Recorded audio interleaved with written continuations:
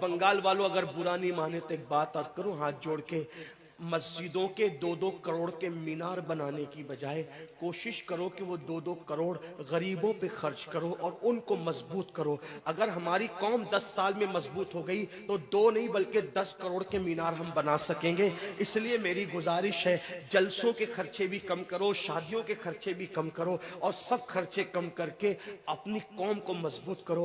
हुजूर अलैहिस्सलाम इसीलिए तशरीफ लाए थे। तो दीनदार बनो, मालदार बनो, और नंबर 3 एजुकेशन पे बहुत मेहनत करो। कोई भी जाहिल न रहे, कोई भी अनपढ़ न रहे, खूब खूब पढ़ाओ अपने बच्चों को। 10वीं 12वीं तक कभी मत रुकना, बल्कि अपने बच्चों को आईएएस बनाओ, आईपीएस बनाओ, डॉक्टर बनाओ, इंजीनियर बनाओ। डॉक्टर भी बीओएमएस वाला मत बनाओ, बल्कि एमडी और आला से आला डिग्री दिलाओ। अब आप कहेंगे मौलाना पैसे नहीं है, मैं आपसे कहता हूं हर साल ईद पे नया कपड़ा न बनाना पड़े न बनाओ, धुले हुए कपड़ों पे ईद कर लो, लेकिन अपने बच्चों की तालीम पे खर्चा करो। इसी तरीके से किसी और जगह पर पैसे लगाने की बजाय 10 साल अगर इन 3 निकात पर आपने मेहनत कर दी, दीनदार बनो, मालदार बनो और एजुकेशन को आम करो, हर बंदे को पढ़ा लिखा बनाओ। आप कहेंगे मौलाना नौकरी नहीं मिलती, मैं कहता हूं हम नौकरी के लिए नहीं पढ़ते, हम अच्छा इंसान बनने के लिए पढ़ते हैं। इसलिए कि पढ़े लिखे की तिजारत में अनपढ़ की तिजारत में फर्क है, पढ़े लिखे की गुफ्तगू में अनपढ़ की गुफ्तगू में फर्क है, पढ़े लिखे के उठने बैठने में अनपढ़ के उठने बैठने में फर्क है। देखो आप, ये नहीं कहता हूं कि आप सब अनपढ़ हो, लेकिन एक बात आपसे कहता हूं, महफिल में पढ़े लिखों का अंदाज और होता है, अनपढ़ लोगों का अंदाज और होता है। खाने में, पीने में, उठने में, बैठने में तालीम को आम करो, दुनिया भी पढ़ाओ, आखिरत भी पढ़ाओ। अपने बच्चों को इतना इल्म दो कि वो मुसलमान रहे, सच्चे मुसलमान रहे, और अपनी बच्चियों को भी इतना इल्म दो, सच्ची पक्की मुसलमान रहे। और स्कूल, कॉलेज, यूनिवर्सिटी में आला से आला तालीम दिलाओ। और याद रखना, गुर्बत का बहाना मत बनाओ।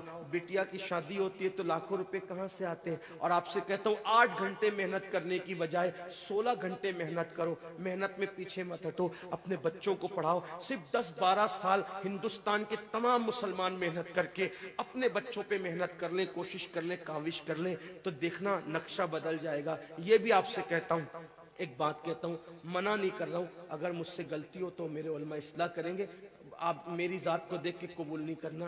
बाप के चेहलुम पर 40 देग पकाने की बजाय 1 देग पकाओ।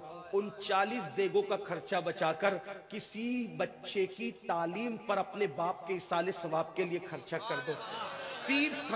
पीर साहब के मजार पर 1 लाख की चादर ला के डालने की बजाय 100 रुपए की चादर डाल दो, बाकी के पैसे बचाकर गरीबों की तालीम पे खर्चा कर दो। पीर साहब के इसाले सवाब के लिए वो उस 1 लाख की चादर से जितना खुश होंगे, वो 100 रुपए की चादर से भी उससे ज्यादा खुश होंगे, क्योंकि आपने किसी को उठा दिया, किसी को आपने तरक्की पे ले गए। एक बात कहता हूं, मेरा पीर जन्नती है तो मेरे पीर को मेरी 1 लाख की चादर से क्या गरज, उसको तो जन्नत में उससे बेहतर लिबास मिल चुका है, उसको तो 1 लाख का उससे बेहतर लिबास मिल चुका है। तो ये बातें तल्ख लगे माफ करना, लेकिन आपसे एक बात कहता हूं, रसूमात से निकलो, हकीकतों की तरफ आओ, रसूमात से निकलो, सच्चाइयों की तरफ आओ। एक दूसरे को गिराने की कोशिश मत करो, एक दूसरे को उठाने की कोशिश करो। आपस के झगड़े खत्म करो। तेरा सिलसिला बड़ा, मेरा सिलसिला बड़ा, तेरी बिरादरी बड़ी, मेरी बिरादरी बड़ी, तेरा पीर बड़ा, मेरा पीर